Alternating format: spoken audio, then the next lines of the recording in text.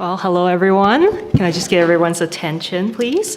Oh, it's always lovely to see a full house. Firstly, thank you everyone for joining us today at today's panel. The US has left the group chat, New World Alliances, for a very, very special conversation. And I believe that it can answer many questions we have about the political climates today and the future as well. So my name is Chelsea. I'm currently a graduate student on the Committee of International Relations at the University of Chicago, and also currently an Institute of Politics event ambassador. I am honored to be able to introduce today's conversations, which will detail the shifting and really complicated landscapes of global alliances. And as a Chinese-Canadian student currently studying in the US myself, I'm really personally invested in both sides of this conversation about how Canada and how China will be part of this new international discourse as well. So I'm very happy to introduce our four panelists for today. We have Mr. Mark Toner, who is the former spokesperson for the United States Department of State and former ambassador to Liberia. In these positions, he managed mainly the media communications of US foreign policy, and as well as advancing US national security diplomacy in West Africa. We have Dr. Asma Ashford, who is a senior fellow with the Reimagining US Grand Strategy Program at the Stimson Center. She is also the author of First Among Equals, US Foreign Policy for a Multipolar World. We have Mr. Theodore Wold, who served as a deputy assistant to the president for domestic policy during the first Trump administration. He is currently a visiting fellow in law and technology policy at the Heritage Foundation. And lastly, we also have Samuel Daly, who is an associate professor of history here at the University of Chicago. He most recently published Soldier's Paradise: Militarism in Africa After Empire in 2024. I'm also honored to introduce our panel moderator for today, Ms. Asma Khalid. She is an award-winning journalist and the host of BBC's The Global Story. She is also previously a NPR White House correspondent, and her expertise lies in American and also international political affairs as well. So before I welcome our wonderful panelists and speakers to the stage, please ensure that your cell phones are silenced, and note that absolutely no personal recording is allowed for this event. And at the end of the program, 2 mics will be circulated among the audience for any Q&A as well. And as always, we will prioritize our students, so feel free to engage with our speakers for our University of Chicago students especially. If you enjoyed today's panel and would want to engage further with the Institute of Politics, I'm happy to say that you have different ways of engaging with us. Firstly, through our website at politics.uchicago.edu. We also have 2 major events that are coming up this week that we would love for you to attend as well. Firstly, Open Seat in Illinois Round 2, U.S. Senate Select Republican and Democratic Candidate Debate that is happening Thursday, February 12th, right here at the International House. We also have next Thursday, February 19th, at Ida Noel's Hall, 60 Years of Housing Activism, MLK Jr., and the Chicago Freedom Movement, featuring moderator Jelani Cobb as well. All right, so with that said, at this time, I really like to bring our moderator and panelists to the stage. Please help me welcome Ambassador Mark Toner, Dr. Asma Ashford, Mr. Theodore Wold, Professor Sam Daly, and Ms. Asma Khalid. Let's give them a warm round of applause. Thank you.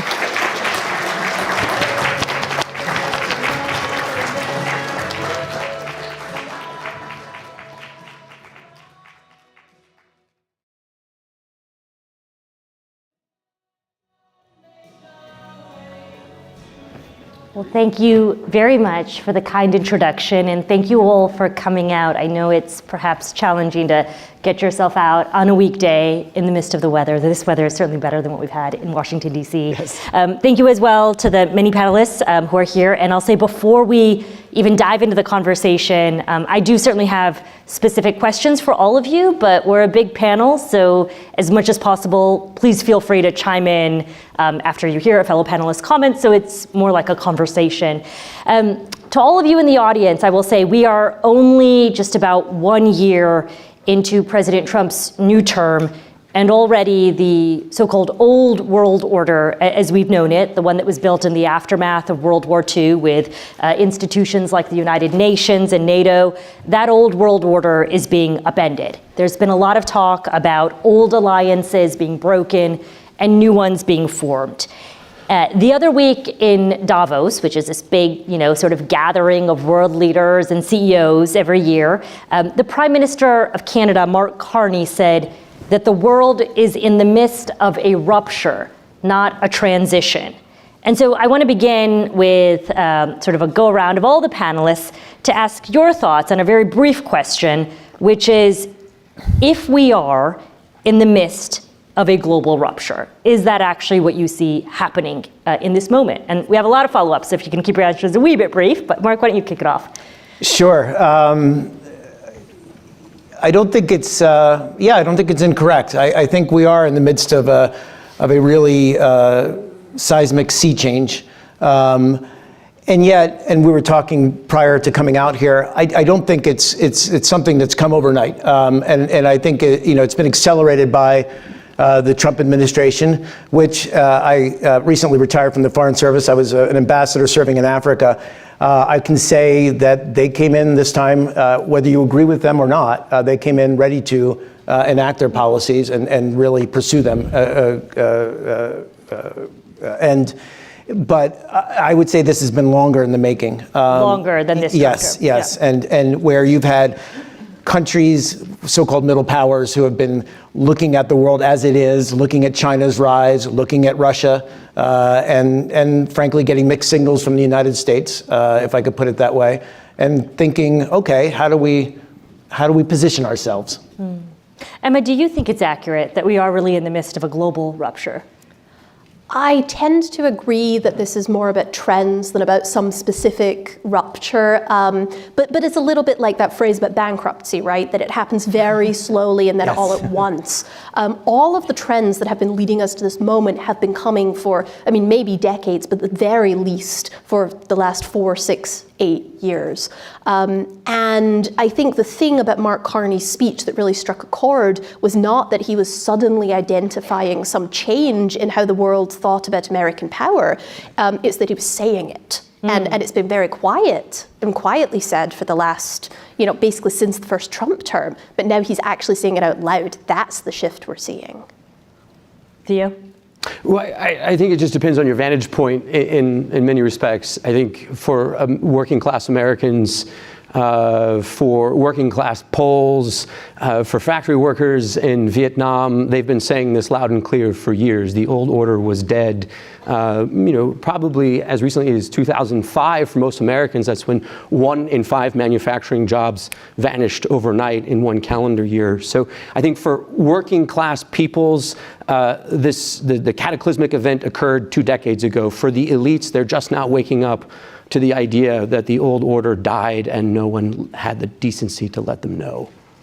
And Sam, what do you think? I know your focus is on Africa. We've been talking a lot about what this rupture might look like here, working class people here in the US. How does it look from the outside? Does it look like a rupture from the vantage point of Africa? It absolutely looks like a rupture. And the specific form that rupture is taking is a withdrawal from the world and an abnegation of all the tools that we have had in our past that are subtle to influence how the world works, in favor of ones that are blatant and violent and obvious and also very self-serving. That is a real rupture.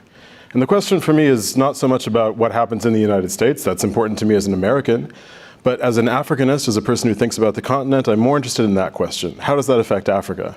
It's vain of us to think that the rest of the world is going to care if we recede from the world fully. I think the more likely scenario is that the rest of the world waves goodbye as we lock ourselves in and carries on without us. That is a real rupture. Well, I want to follow up on that. I think in the intro, some folks may have mentioned and heard, so I have a new job. I think many people probably know me as a long-time US domestic political correspondent here with NPR, but I recently helped launch a show with the BBC called The Global Story, which is really about connecting the dots between the United States and the rest of the world on US foreign policy. And we recently did an entire week's worth of shows around this idea of spheres of influence. The idea that the United States, as we've heard the Trump administration say pretty clearly, has a focus on the Western Hemisphere, Latin America, Greenland being its sphere of influence. The idea that China might control the Indo-Pacific and Russia to some degree around Ukraine. And so this idea that we could perhaps be re-entering a world of spheres of influence. Some might say that this was the way that old empires existed, that this is my turf, I'll let you do what you want in your turf as long as you let me be in my area of influence. A sort of era of great powers and strong men using their muscle and their military might. And I am wondering, and maybe Mark, if we can begin with you, What to you is the clearest indication? I know you say that this has been a long-term trend, but is it, in your view, accurate that we are now in this world of spheres of influence? And if so, and I'm welcome to the idea that maybe you disagree with that idea, if that is so, what is the clearest indication to you that this is something new? Can you point us to a specific foreign policy decision or a specific moment? Well, Venezuela. Okay, yeah, can you elaborate? Yeah, just for folks to... Sure. The action that we took, including removing the president, the sitting president of that country,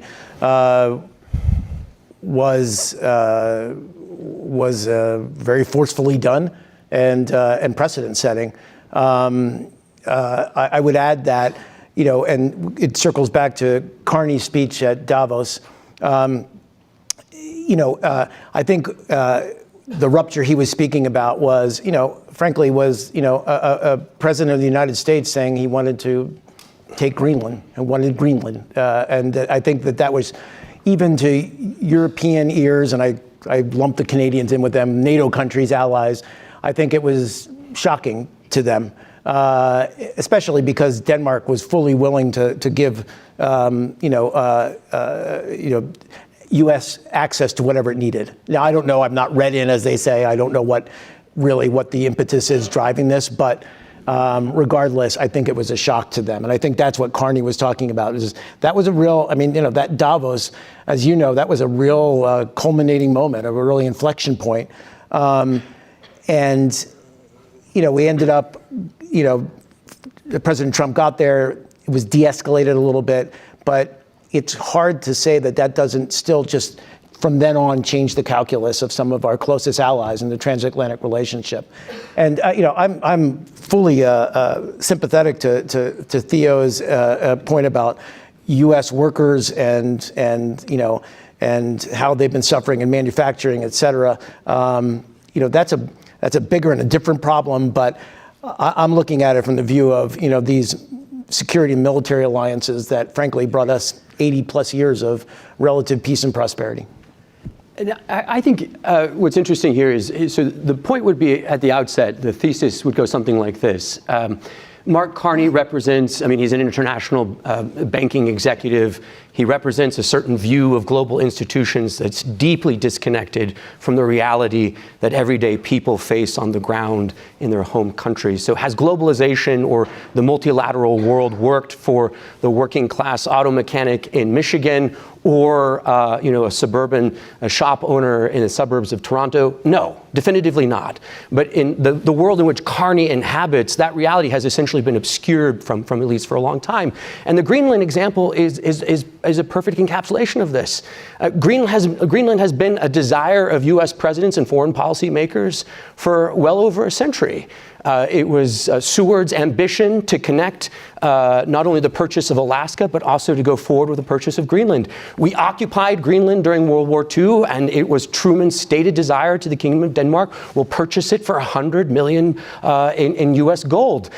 Why? What's the continuing thread? The thread was that it was not uncommon in the past for U.S. presidents to understand foreign relations and foreign policy through the lens of what served the best interests of the American people. Theo, can I follow up on Greenland, though? With you mentioned Truman's desire to buy Greenland, which was certainly an accurate thing. He offered a bunch of money to purchase Greenland. Ultimately, the United States came to an agreement with Denmark. They would establish these military bases there. And that was the conventional way of doing foreign relations for the last several decades, let's say since World War II.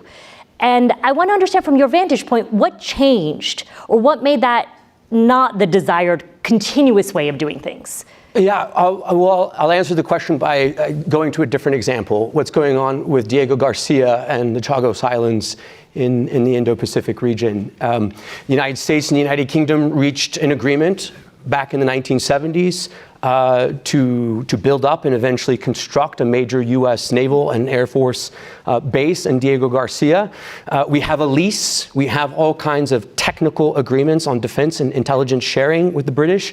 And the British decided eventually that they'd like to revisit that because of post-colonial feelings. And as they renegotiate their position on the Chagos Islands, They now want to give the Chagos Islands to Mauritius, which has had no territorial, cultural, linguistic connections to those islands or to Juan Diego Garcia. And if anything, Mauritius is a client state of China.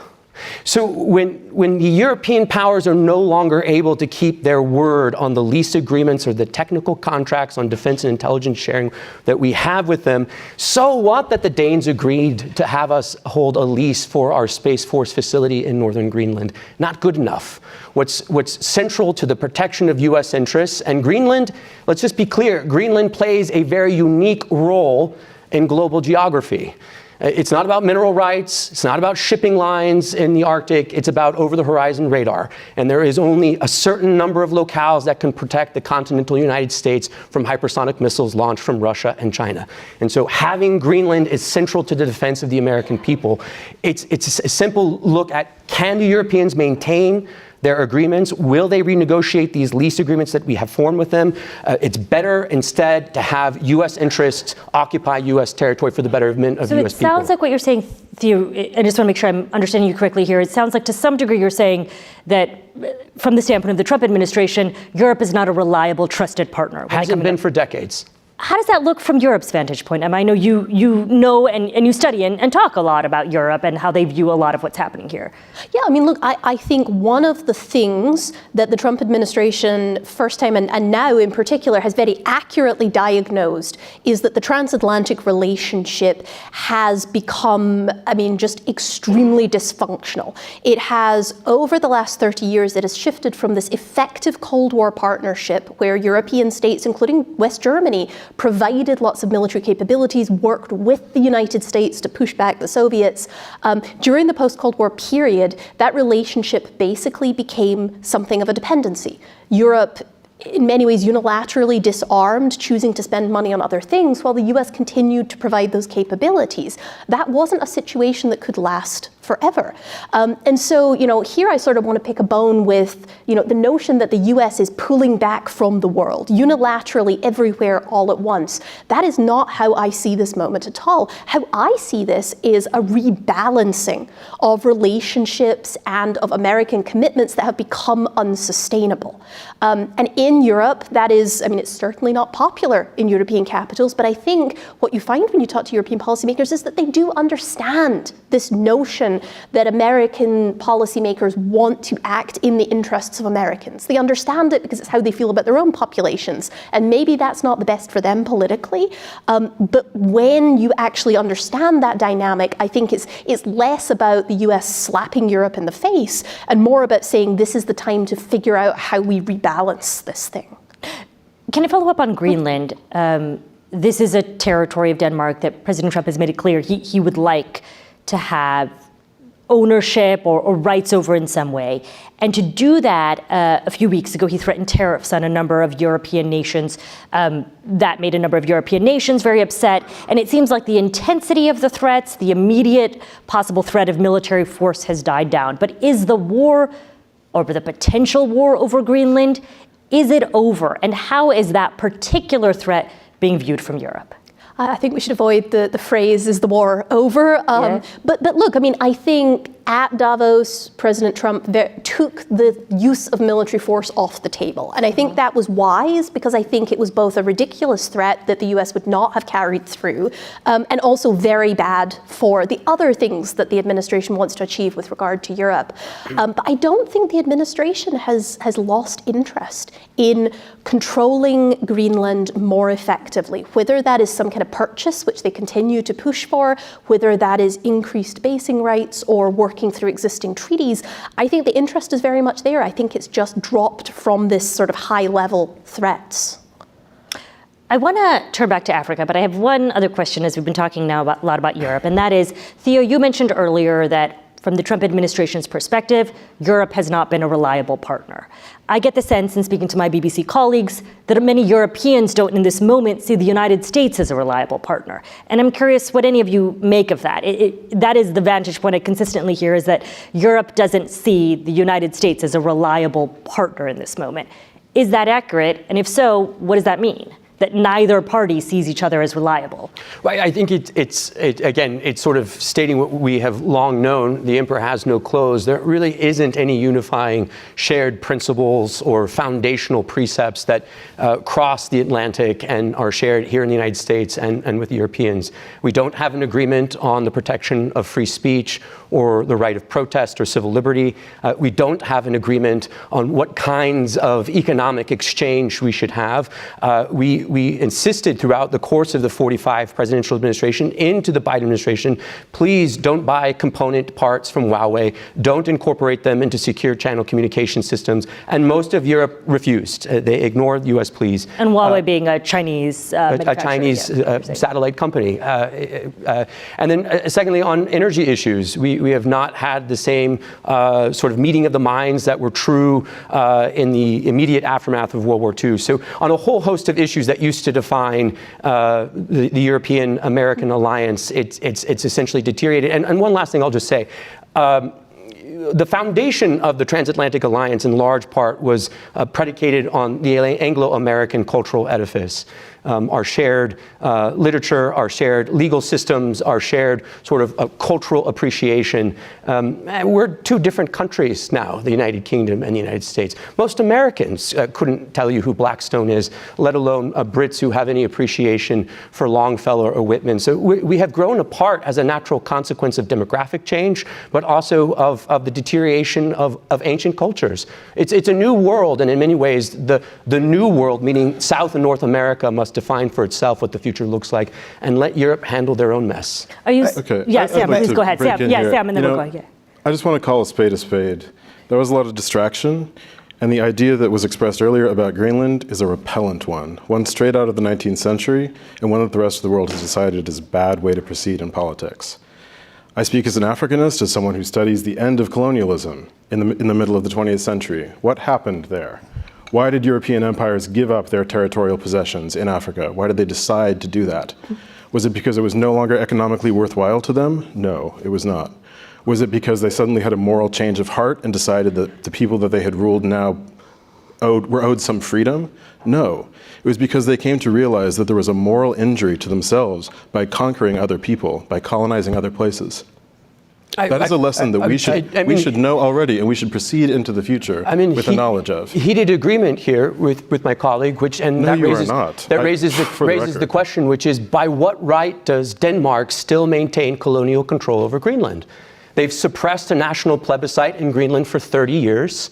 They have refused to allow the people of Greenland to take a vote. They even impair the ability of Greenlanders to teach their own language in their own schools. So if we're interested... That is a fully separate question, and I actually But if we're interested in decolonization, it should begin with Copenhagen, and Copenhagen should answer to your principle, which is decolonization. Theo, if I could just add a different perspective on this, and why I thought the optics around the president's remarks about Greenland, when they came and how they came, were poor. You've got, and I'm going to steal this line from Bob Kagan, who's a very noted foreign policy writer, who's written about this very subject. And, Europe already has a predator superpower to their east. Now they've got one to their west. When you come in with rhetoric like, we're going to take Greenland, because it's in our national interest. And I understand you 100%. I have long said that U.S. foreign policy is predicated on U.S. national interests. That is absolutely true. But there's nuance to that, and there's the approach that matters, how we engage about it. It matters. I'm sorry. How we message on this stuff matters. I come from a soft power, public diplomacy perspective, and how we message on things matters. And how we messaged on Greenland was not, in my view at least, was not well reconsidered. Let me just throw, Go ahead. I was going to say, let me just also harken back to your question about sort of spheres of influence here, because I do think there is this inclination to say, well, we're the Trump administration in particular, but we're doing something that's out of the 19th century. We don't do that anymore. And I really don't believe that to be the case. You only have to go as far back as the late 1980s to find a world in which there were spheres of influence in practice. That is to say, there was the Soviet Union, a very strong superpower that could challenge the United States. There were places where the US could not push back against the Soviet Union because it was so strong. And counterpoint, there were places in Latin America where the Soviet Union felt that it couldn't push against the US because we were too strong. That's what spheres of influence are in practice. We are not moving into some world where the United States has decided that we're back to power politics. We're in a world where the US is in relative decline, other powers are rising, and we have to deal with the realities of power politics again. Which brings me back, sorry, which brings me back to, and I forget who made this very valid point, which is it's about then, it's not about retrenchment and leaving the world and retreating back into Fortress America. Far from it. It's how do we then reinvent our value proposition for the world? Because you've got all these middle powers and all these secondary powers who are looking at the playing field, if you could put it that way, out there. What does Russia have to offer? What does China have to offer? How do we get along with China? And that's something we were talking about. It's a different, absolutely, the U.S. has to think about how it engages and how it, for lack of a better term, sells itself, how it makes its value proposition. If indeed, then, this is the end of American unipolarity, we could say, perhaps since like the end of the Cold War era, when there was no longer another major superpower in competition with the United States. If indeed that is the end, one place or one terrain in which we see this sort of competition for sort of resources and influence very much is the continent of Africa. And I really want to understand from you, Sam, ways in which we see the United States, China, you could argue to some degree Russia with its like mercenary armies, all competing over this, and how this idea of, I don't want to say like controlling fiefdom, but almost that is what it appears, is that these different powers are all trying to gain access to, whether we're talking about mineral resources in Africa, largely mineral resources, but what are they trying to gain access for, and how is this idea of interventionism seen from the viewpoint of people on the African continent? That's a good question. It's easy to assume that African politics is a kind of marionette show, and all that matters is who is controlling the puppets. That is not the case. African politics is complicated internally, and African states are not good clients. They do not do what they are commanded to do by powerful outsiders, whether that's the United States or anybody else. I think the truth of the matter is that the United States needs Africa more than Africa needs the United States. Now, don't get me wrong, I watched the destruction of USAID with great sorrow. That is an organization that has done a lot of good on the African continent. But don't get it twisted, in the absence of USAID, plenty of other competitors will rush in. China, most obviously, but also the Gulf states, Turkey, African countries, old conquerors turned friends in Europe. I mean, there are plenty of other powers that will fulfill those roles. And the United States does not have a lot of other levers in Africa. We have never been involved in African politics in a kind of boots on the ground way, or at least not for very long ever. Our influence in Africa is about aid, it is about developmentalism, it is about trade. And if we give up one of those levers, well, there's no other one to replace it. So I worry a lot about that. To answer your question more specifically about what is at stake, I mean, it's a lot of things. It's mineral wealth, it's rare earths, it's oil. And it's also the fact that there is a deep, intense web of connection between the United States and many African countries. We have a huge African diaspora here, and we have, conservatively 12% of our population that is descended from Africa and has a very intense affective commitment and connection to the continent. All of that makes that relationship extremely important. Sam, one recent episode we did, we spoke to my colleague who hosts a podcast called Focus on Africa. And in that episode, one thing that he told me that I thought was striking was just as much as President Trump has talked about gaining access to minerals within particularly the DRC Rwanda deal that he struck recently, was how many of the actual mines on the ground already have contracts with Chinese companies. Some of them are now able to pay in Chinese currency. And so I mention this all to say, I'm just curious how reliable, we've been talking a lot about how reliable a partner the United States is, but how reliable of a partner are the Chinese seen on the African continent? It depends on who you ask, and it changes all the time. in a person-to-person sense, there's a lot of bad blood.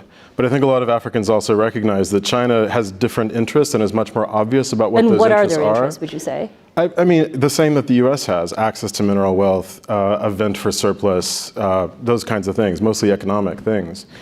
But there's a sense, I think, on the part of a lot of Africans that China is honest about its desires in a way that the United States is not. Now, you're right that the ship has sailed on a lot of that mining. And the U.S.'s belated attempt to create access to it through this thing called the Lobito Corridor, this infrastructure project in mostly Angola, is, I think, a kind of last-minute and not terribly effective attempt at ameliorating that situation. But the fact that it has gone bad does not mean that we should, do other bad things. Does not mean that we should continue to cut off our relationship with Africa just because that one ship has sailed. Mark, you were going to say something. I wanted to, all And we the should tell Sam's listeners, points- you were the former ambassador to Liberia. Yeah, I just left in September, so I was nodding vehemently with much of what Sam just said. I would only add that the other thing that's created is when you have these failed states in Africa. We've seen it in Burkina Faso, we've seen it in Mali to some extent, and what am I missing? Niger. Nature abhors a vacuum, so you've got extremist groups moving into these areas, and it makes them very dangerous. They become ungoverned territories, and we don't like that. That's not good for anybody. In terms of Liberia is sitting on a swath of tremendous mineral wealth that kind of, again, mineral wealth doesn't know borders, so it kind of runs Guinea into Liberia and Cote d'Ivoire. It's a lot. Iron ore. And to your point, Sam, as much as I lament the way, I guess, U.S. assistance was terminated, it was pretty brutal. But I think what ultimately will save Africa is economic development. And so as much as you can bring in responsible investment, U.S. investment, you can then build an economy. And I think, we talked a little bit about this prior, but as much as it pains me, my story is I was actually a Peace Corps volunteer 30 plus years ago in Liberia. I came back as ambassador. I was often asked, what's different now? Well, they've been through a brutal civil war and largely with U.S. assistance had come back from the precipice of being a failed state. So successful, a lot of money was spent, but successfully they've now become a stable democracy in the region.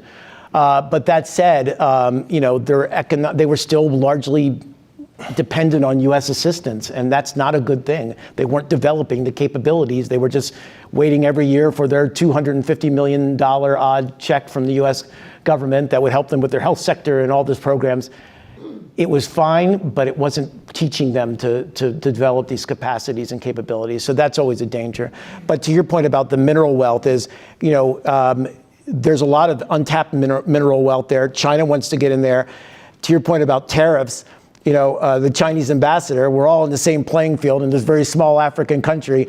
He was out doing a media blitz following the announcement of tariffs, sweeping tariffs. What was it called? Liberation Day. Liberation Day. And suddenly doing a media blitz in the Liberian media talking about how China is the reliable trading partner, which is a bit of a joke, but there you go. Because we were doing tariffs. It was unpredictable. It's that's the only thing is when you enter in that unpredictability, then suddenly China can make the case that hey, we are what we are, and you get what you get. I want to ask you all about another big development we saw the other week at Davos, and that was when President Trump officially launched his new Board of Peace. The board was originally set up as a body that would oversee the administration's Gaza peace plan, but it has morphed into something much bigger. It's led by the United States. The chairman of the organization is Donald Trump. The chairman, to my understanding of the organization, will remain Donald Trump, regardless whether or not he's indeed the president. And one of the sort of major questions I heard after this announcement was, is this being created as a counter-United Nations? There were a whole bunch of invitations sent to a number of other nations. This was also happening at a time in which there have been questions about the UN's funding. It's happened at a time when China has been gaining increasing influence in the United Nations. Notably, China has not joined this new Board of Peace. And so I have a few different questions on this. Why don't I start with you, Theo? What do you see as the Trump administration's actual desired goal with this so-called Board of Peace? Yeah, so distinguished faculty of this university, Hans Morgenthau, noted in 1964 that the UN was no longer a place where the United States could command a majority. The best that we could hope for was to block bad things from happening, especially in the Security Council. We went from his estimation of 2/3 of the voting bloc with us to, by the mid-1960s, only about a third, and that's diminished even further, particularly with our ongoing support of the Israeli government. So, and Moynihan notes the same thing in '74, says that the UN is essentially no longer a body that is in any way, shape or form navigable to US interests. The most the United States can do is block the interests of our peers. At that time, the USSR, today, Russia and China. So the United Nations as an entity obviously no longer serves US interests, the interests of the US people. So to create a counterweight, especially for some of the Gulf states, some of our friends in Southeast Asia, I think is more of what Emma has described here as balancing. It's a retrenchment and it's a balancing. Would you indeed describe it as it was and it is intended to be a counter to the United Nations? Certainly, and of course, President Trump is always one to have big ambitions. I don't think anyone would ever describe him as someone as having a circumscribed view of what he should be doing, what his role is in what he's doing. So the idea that it will go forward, it's no different than Blair's Institute for Peace or the Clinton Foundation. I mean, these organizations serve a multilateral purpose, and I think Trump envisioned something similar. Anybody else want to chime in just on your sort of observations or thoughts with the Board of Peace? We can totally move on, but I wanted to open the floor. I suspect we're not going to hear that much more about the Board of Peace going forward. But I mean, I do. You don't think so, Emma? They have a meeting planned in Washington, I hear, as of, I think, the end of... No one is really biting. The Italians, I believe, rejected today the notion that they might join, and I suspect that this will probably wither away over the next year or two. That said, I mean, I think it's an attempt to grasp for something real, which is, as Theo sort of says, the United Nations, I mean, I don't necessarily think it's become unfit for purpose, but I think the original notion of the United Nations, which is, as FDR actually thought about it, was to bring together the world's biggest powers who would manage problems in their own areas and they would coordinate at the UN. That never really came to pass, and it ends up becoming this body that's almost entirely about vetoes. And I think what the Board of Peace is trying to achieve here is trying to find something the UN stopped being a long time ago, which is a forum for great powers, countries that don't always agree, to discuss with one another what their interests are and try and find solutions to the things that are actually common problems. That is something that has been lacking in international relations. I don't think the Board of Peace is going to be it, but there is a need for something like that. You either need UN reform to get you there, or you need something else that fulfills that function. I agree with them. I think, this is not an organization that we're going to hear a lot more about, but in the short term, it does compromise our ability to speak to people in the wider world. It's very hard to lecture people about corruption or executive overreach when there are stunts like this being done by our government. And I think that, at least in the short term, is really going to compromise our standing. I do want to notify folks that we are open to taking questions, not just yet, but if you have questions on your mind, please think of them, and mics will go around maybe in the next 5 to 10 minutes. But we have a couple more questions before we do that. Earlier in our conversation, Theo, you mentioned that Europe is not really, in your view, akin to the United States anymore when it relates to particular issues of culture and free speech. And rather famously now at this point, last year at the Munich Security Conference, Vice President Vance attended that. That's a big security conference that happens in Munich. Many heads of states are there, and the Vice President went, and for those who may be unfamiliar with this, he went and in the eyes of many Europeans, lectured the Europeans about what he perceived as their lack of free speech. And other issues, but sort of some of those cultural concerns. The Munich Security Conference is coming up again. It is kicking off just at the end of this week, I believe. And whether or not the VP, as of now, it doesn't look like the VP is slated to be there, but nonetheless, I want to understand, I guess I just want to dig a little bit deeper into this idea that Europe and the United States don't have cultural similarities and where this idea came from. Because it's an argument that we heard from President Trump when he delivered his big UN speech. Much of that speech was about the idea that the US and Europe are no longer similar, whether it was about, he said, green technology or about immigration and demographics. And it's an argument that I often hear from my European colleagues, and they're very befuddled by, because they think there is actually indeed a lot of similarity between the US and Europe. And so I guess I want to understand, and maybe Theo, we can begin with you, but I would like to hear from the others, sort of what is the crux of the sort of thinking that the US and Europe are so dissimilar, and then we'll follow up from there. Yeah, well, I guess I'll say by way of anecdote, I went to grad school in Scotland and had a number of friends who were Norwegian. And when I visited Oslo with a group of friends, we went and spent some time with a grandfather who had served in the Men in the Woods, which was essentially the anti-Nazi domestic defense resistance group.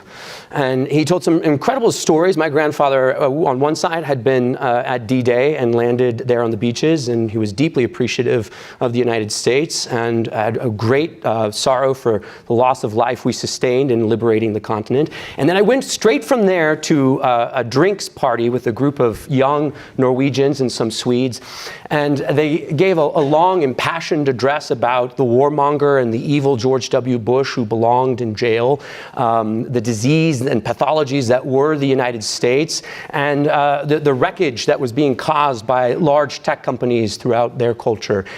Just in that hour difference, you could see old Europe appreciative and honoring the commitment the United States had to their countries and to their liberation, and New Europe, which is deeply skeptical about U.S. interests, U.S. commercial or corporate interests in our political system. And I think over time that's only made more manifest. One of the examples the Vice President gives in his speech is about the silent protesters at abortion clinics in the United Kingdom, who said nothing, were in no way interfering with access to the clinics, had no signage, no whistles, no obstacles to anyone who was passing by, weren't blocking streets. They silently were praying outside of abortion clinics. They were rounded up and arrested and faced, in some instances, more harsh penalties than those who had committed offenses in some of these gang rapes in Manchester and Birmingham. So yeah, we actually did an episode. Can I ask you though, Theo, about that? Because we did an episode on that. And I remember some of my British colleagues asking me, well, here you have a Trump administration really focused on sort of beliefs of lack of free speech in the UK, and they were looking at this as the same week that the Jimmy Kimmel situation happened here in the United States. You saw crackdowns on college campuses, whether or not people, agree or disagree with what was going on around the sort of freedom of speech of Palestinian protesters, masked, sort of men picking up people off the streets here around university campuses. Yeah. And they had a lot of questions about, well, who are the Americans to come in and lecture us about free speech when look at what's happening on your own turf? Yeah. And it's a very valid question, I would say. It's a valid question, of course. And I think, again, a particular virtue of the Anglo-American common law tradition is the observance of subtlety. And in both of those instances that you give, there are subtle differences. Yeah. For any foreign national who comes to the United States and engages in hate speech or speech that targets any, those are violative of the terms of the agreement. So in Colombia, at NYU, those individuals, there was full reason under the First Amendment to remove them from the United States. For the other examples, I mean, look on Jimmy Kimmel, an FCC license is not carte blanche to engage in some kind of obscene or political rhetoric that's violative of the principles of that license. So there's a legal subtlety. A British national, a British citizen, silently praying outside of an abortion clinic is arrested under UK law.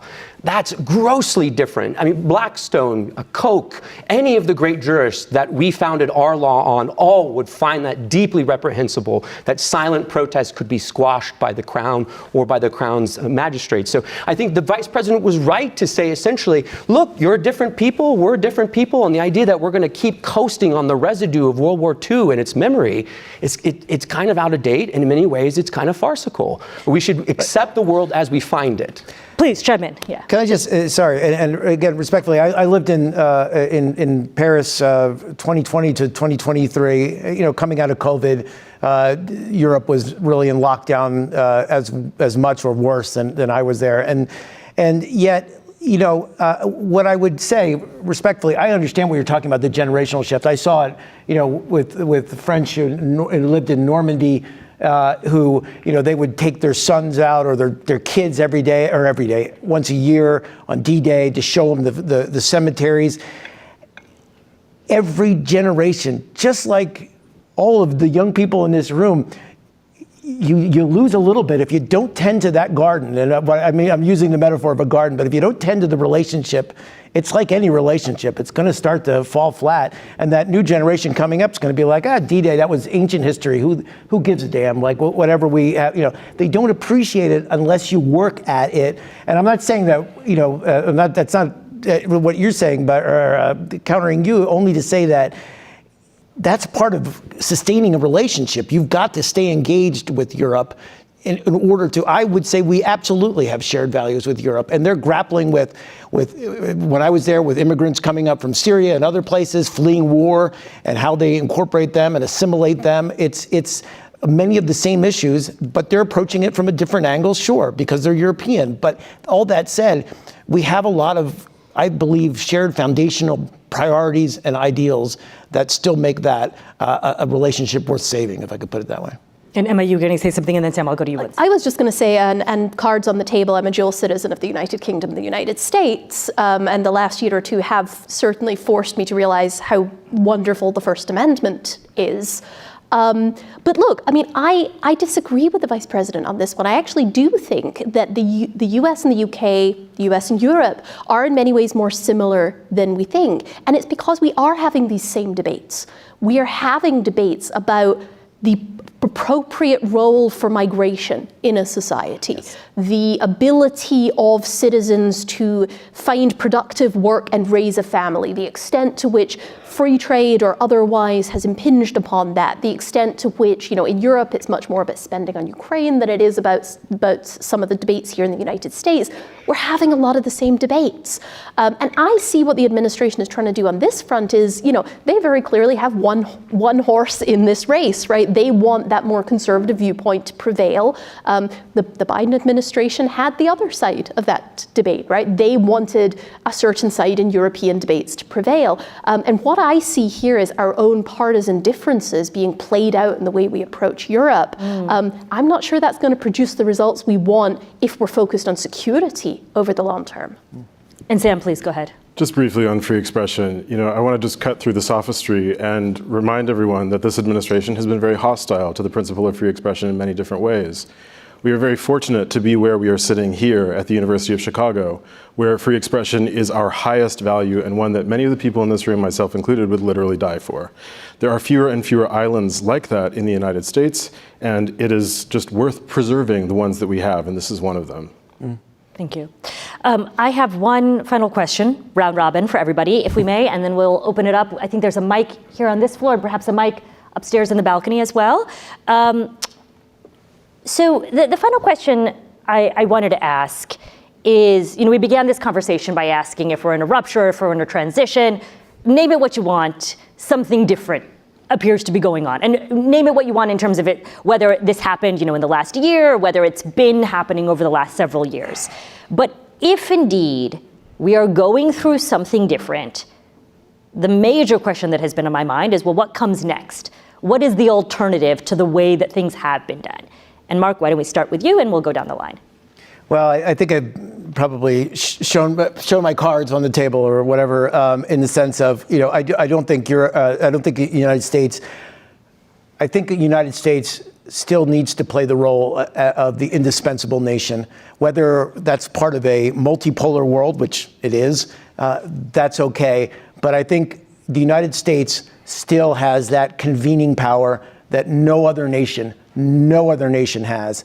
And I still think it retains that. And I'll liken it back to, in the early days of COVID, only the United States at that point, and we didn't, and it's frustrating to me, could have brought the world together and said, hey guys, we're all facing this same pandemic. How do we figure this out? How do we take steps to do it and to deal with it? And they didn't. Everybody recoiled and retreated back into their own sovereign borders when a disease didn't know any borders. And so it was a lost opportunity. The United States still plays that indispensable role. And I think we need, so where I come at this is, we need to as I said before, make that value proposition to the world, why we still matter and why they should care about us and why we still matter to them. And sure, at some level it can be transactional, but it can't just be transactional because that means nothing from one day to the next. We did that effectively through many years through soft power. VOA, USAID, the Peace Corps, which is still chugging along and doing great things in many parts of the world, much diminished, but still going. Those things matter because they build legacy. They build generational relationships with America and between America and other countries. And we risk, if we cede that ground, that moral ground, we risk never getting it back. I'll stop there. Go ahead, please. We cannot, we should not try to be the indispensable nation. If we try to do it, we keep trying to do this, we are going to bankrupt ourselves and our children. There are worlds in which the United States is prosperous, secure, where our families and our children thrive, that do not need the United States to be the indispensable nation. And we are in a period of transition. You're absolutely right. The transition that we are in is from this period, this 30-year period in which the United States was so powerful, so wealthy, so out ahead of the rest that we could basically do whatever we wanted, and where policymakers did start to think of what was best for the world before they necessarily thought what was best for Americans.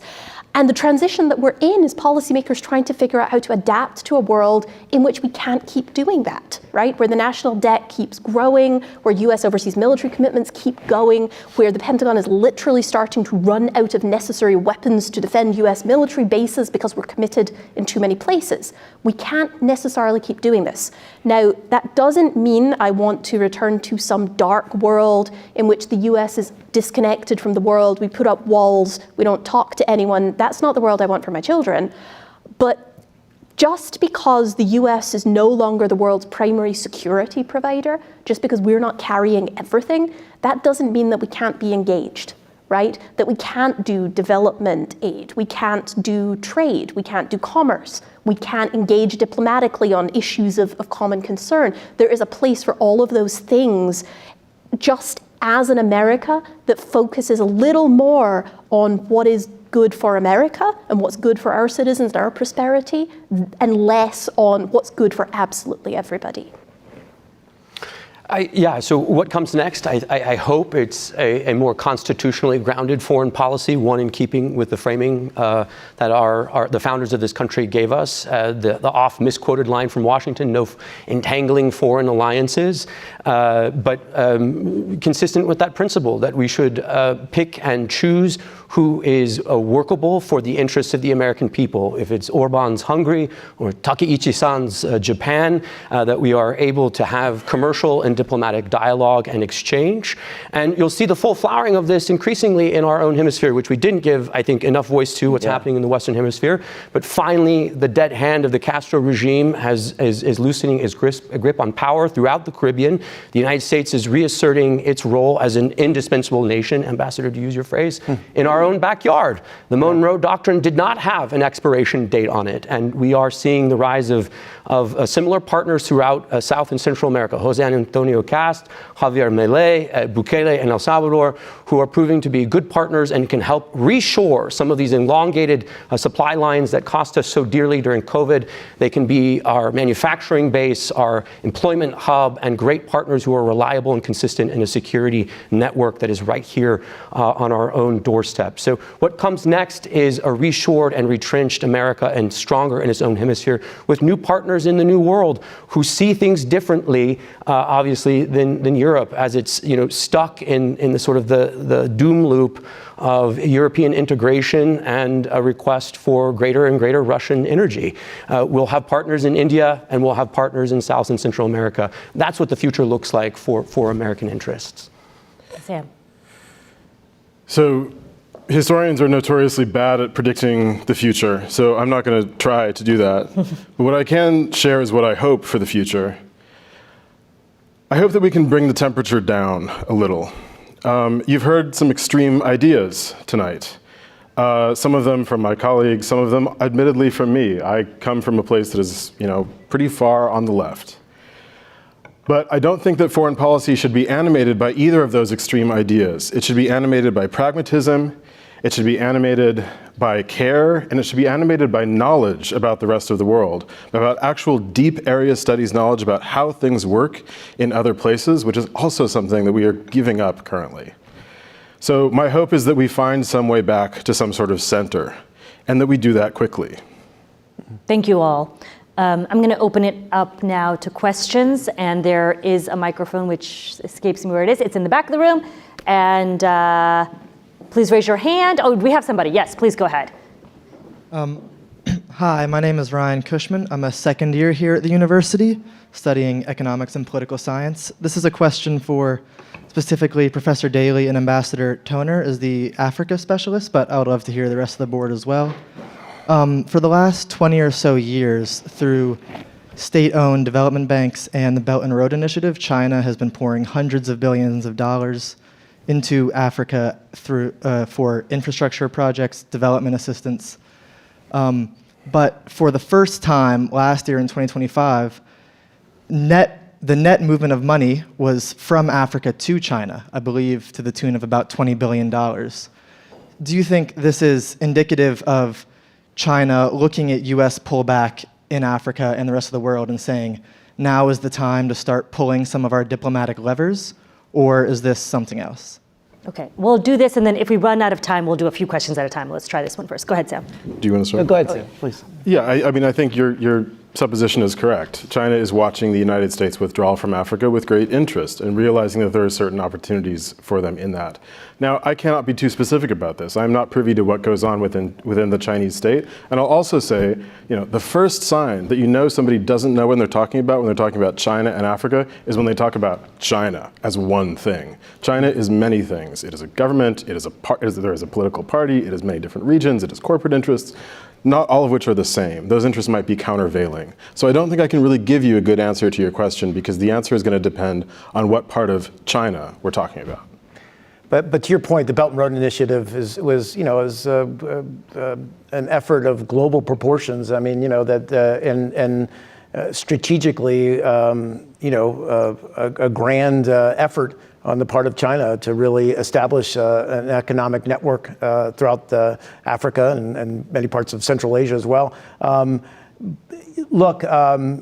Yes, China wants to extract the value proposition for China, if I could put it this way, is they want to come in and how they've conducted themselves thus far on the African continent, please correct me if I'm wrong, is they come in like gangbusters, they set up their own operations, they extract whatever they're there to extract, and then they leave. And so it's a little bit of pillaging in that sense. It's one reason why I said before when I was talking about the sustainable development, the sustainable part, and responsible investment, the responsible part. China's not really known for that. That said, they just built, and I was intimately involved with this because we had a U.S. mining company who wanted to mine iron ore out of Guinea, but they didn't want to transport it on the now just recently completed Trans-Guinean Railway that China owns now. And China also built a deep water port so that all the minerals coming out of that swath we talked about are going right to China. So yeah, they're good at what they're, although as it said, there's many parts of the machine. They're very good at extracting and taking what they need, and they're willing to invest now infrastructure to do that.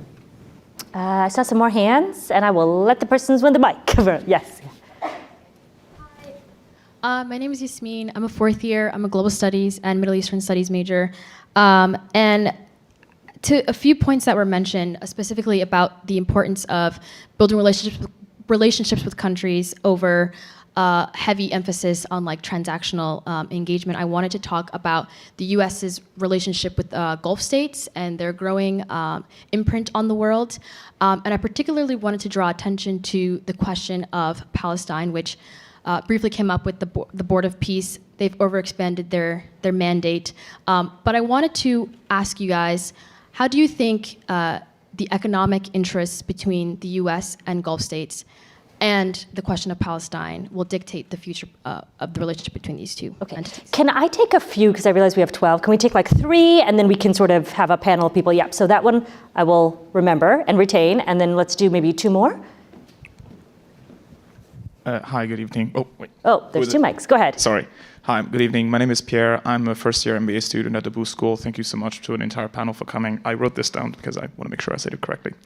A major question that has been going around in the last decade has been whether the United States and China is on a Thucydidean trap, towards a Thucydides trap. And at Davos, Prime Minister Carney mentioned that as well in his speech. And at the same time, Vice Premier He Lifang from China struck a discourse that was somewhat globalist in tone, that could have rung very similar to what the Atlantic Coalition could have said 25 years ago. And my question is that in this context, and the context of today's discussion about the US stepping back from its traditional leadership role and the emergence of new alliance patterns, do you think that this more confrontational discourse from the US administration is accelerating the movement towards a US-China Thucydidean trap? Thank you. Okay, that's a bit complicated, but I'll try to retain that one. Yes, and then last question. Hi, I am Marina. I am a first-year MPP student at Harris. I would like to ask if you think that this reduced engagement with Europe risks weakening the broader community of liberal democracies, and it may end up strengthening the actors that challenges those values as China, Russia. What's your opinion about that? So thank you very much. Why don't we begin with the first question? Whoever would like to take that one, that was about the Gulf states. And actually, Emma, yeah, and then if anybody else wants to chime in. But if you can just rephrase the question a bit, yeah. Yeah, so the question was broadly about the Gulf states. I probably will avoid the question of Israel-Palestine since I don't think we have time. But I think the Gulf states are actually an excellent example of the ways in which we might think about US engagement with the world or sort of US-China competition in engagement. Because the Gulf states, including the countries that have traditionally been allied or friends with the United States, the Saudis, the Emiratis, and then the Iranians on the other side, all of them have in recent years been diversifying their relationships. Working in the US with security and certain economic issues, working with China on energy exports and others. And they've actually managed quite a good balancing act. And so, if somebody were to ask me following Carney's speech, where some of these middle powers might look for advice on how to navigate a more multipolar world or great power competition, the Gulf states have actually been doing a really good job of it over the last decade or so. And I think, if the Europeans, for example, adopted some of those techniques, then they might do better. I think there's also a lesson there for us in how we think about this notion that if the US just pulls back, China will flood in and everything will suddenly be Chinese. It's really not like that. It's much more about a situation in which the US and China are both present in some cases, in some fields. There's some competition among them, and it's much more of kind of a balanced, nuanced relationship. It's neither all one nor the other. So I love this question because I think the Gulf states are this example in practice. They're a little bit ahead of where a lot of other states are. If anybody else wants to chime in, I think you had also asked about the economic interests, right, being at the core of the relationship. Is that accurate? If I can, and I know a little bit about this, and just from when I was working with, one of the great achievements of the first Trump administration was the Abraham Accords, unequivocally, because it looked at, but it went about the problem, frankly, in a more ingenious way. I was working with Secretary Kerry at the time. He was trying to get the big guns, the Saudis, to recognize Israel. He wanted to, and he was pushing hard for it. Ran out of time, of course.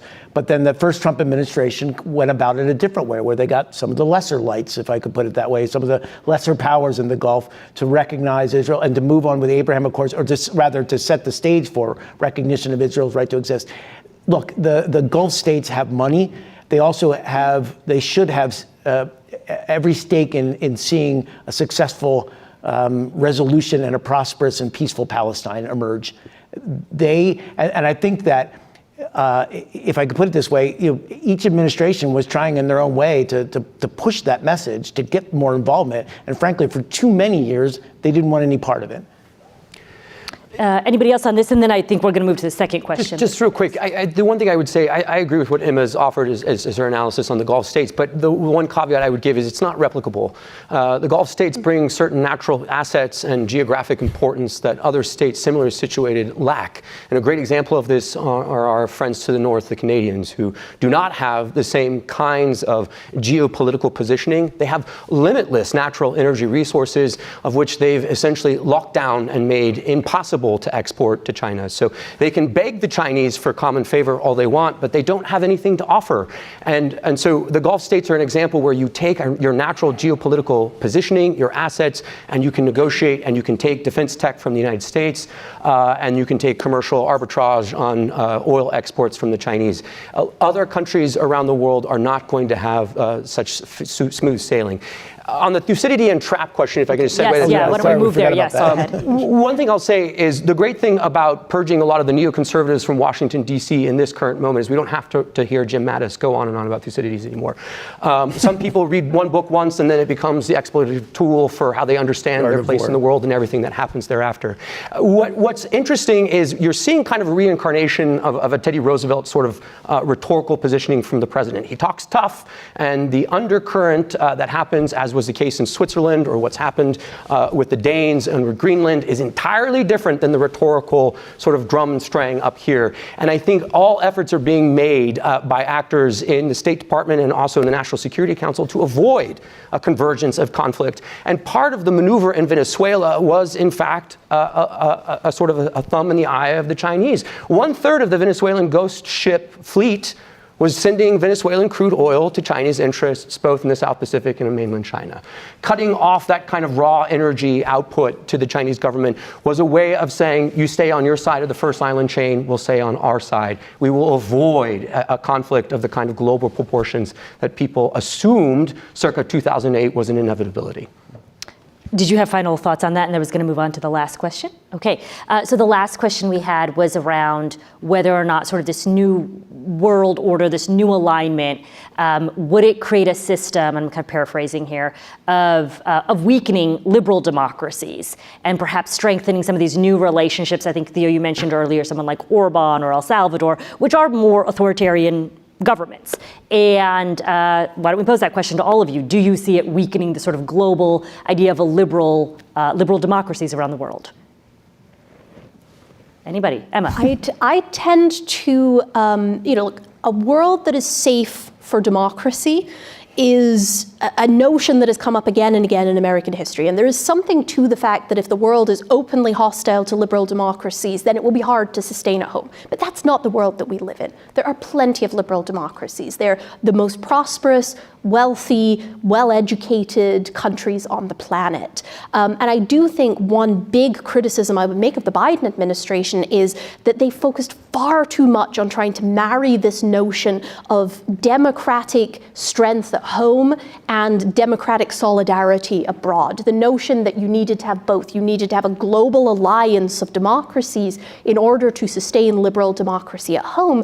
And I just don't think that that is true. I do not see that causal link there. And I think in many ways, they delegitimized their foreign policy by making it so domestic linked, right? It became much harder, particularly as the conflict in Israel and Gaza escalated. It became much harder to sell this line internationally and to sell the notion at home that this foreign policy was good for democracy everywhere. So I think it is a very salient lesson for policymakers that they should not think about the health of the American body politic as intrinsically dependent on America being the indispensable nation overseas. And then relatedly, with the new alliances formed, I mean, we didn't really pose it this way, but I've been wondering a lot, like, who are America's best friends in the world right now? And if those best friends are then indeed not the, so sort of presumably these liberal democracies, what does that mean? So if anybody wants to take that. How could that realignment not hurt liberal democracy in the world? And also here at home, it is hurting us. I think one of the lessons that 20th century history teaches us is that if you make a weapon to hurt somebody else, you might end up hurting yourself with it. And for the US to go full throttle into support of authoritarian regimes in other parts of the world, I think will boomerang and have an effect on us in the long term.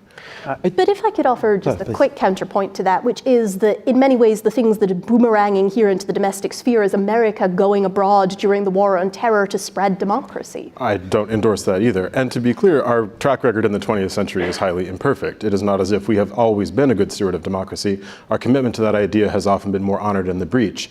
But that doesn't mean I'm willing to give up on it now. Anybody else? Just a slightly different take on the question. I mean, as a student Polybius, I would probably say you should ask the question of yourself, what defines a liberal democracy at this juncture? The European Union felt fully entitled to cancel a legitimate election in Romania because the outcome was distasteful to European elites. In Germany, they surveil and investigate without proper prosecution or warrant a political party, again, because they find some of its positionings on things like immigration to be anathema. All of those are contradictory to sort of base virtues that define a liberal democracy. And so we look at someone like Bukele and we say, oh, well, he amended the Constitution and he's staying longer than we thought was appropriate to a democratically elected president. But he reaches about 68% in outcomes and plebiscites among his people. He's enormously popular because he's provided security, economic prosperity, and sustainable energy for the first time, all supposedly intrinsic goods of liberal democracies. So I think one of the important questions that has to be asked of American citizens when they're looking out towards foreign policy, or to give you one more example from Africa, the last administration was deeply, deeply, deeply concerted on undermining Ugandan sovereignty because Uganda had a series of laws that treated homosexuality different than what we would do here in the United States.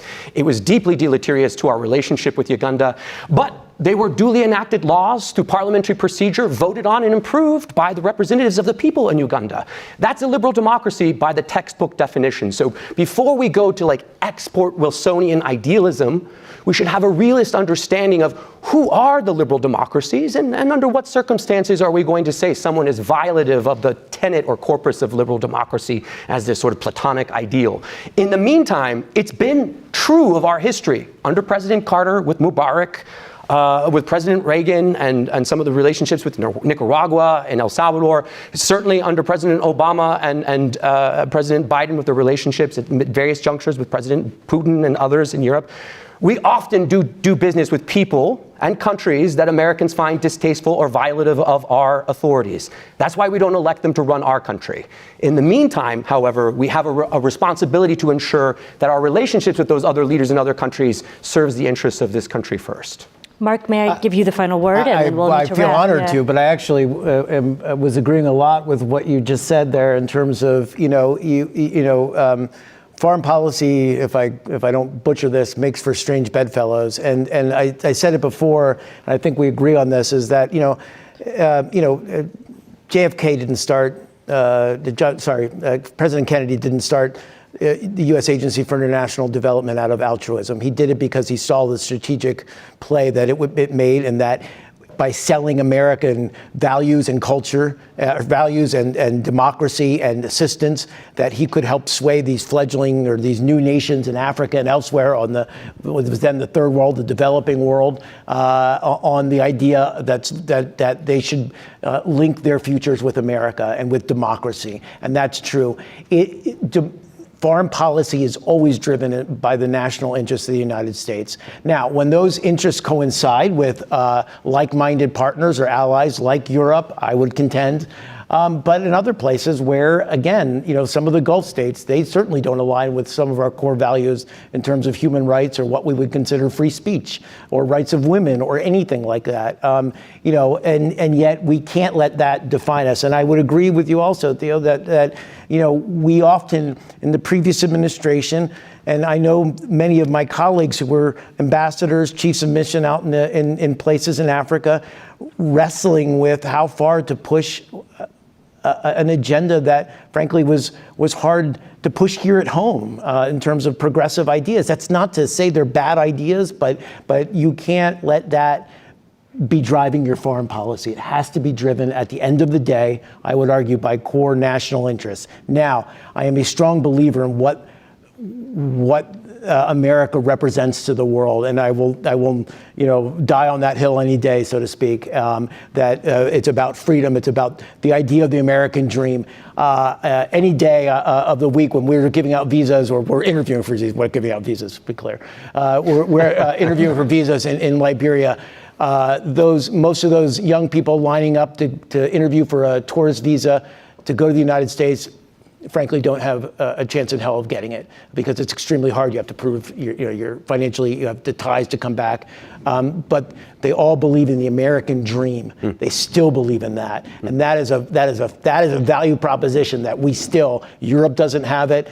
Frankly, maybe some other countries do. I can't think of them off the top of my head. But the United States still has that power of innovative spirit, of culture, of idea, creativity, freedom. And we haven't lost that yet. So we really need to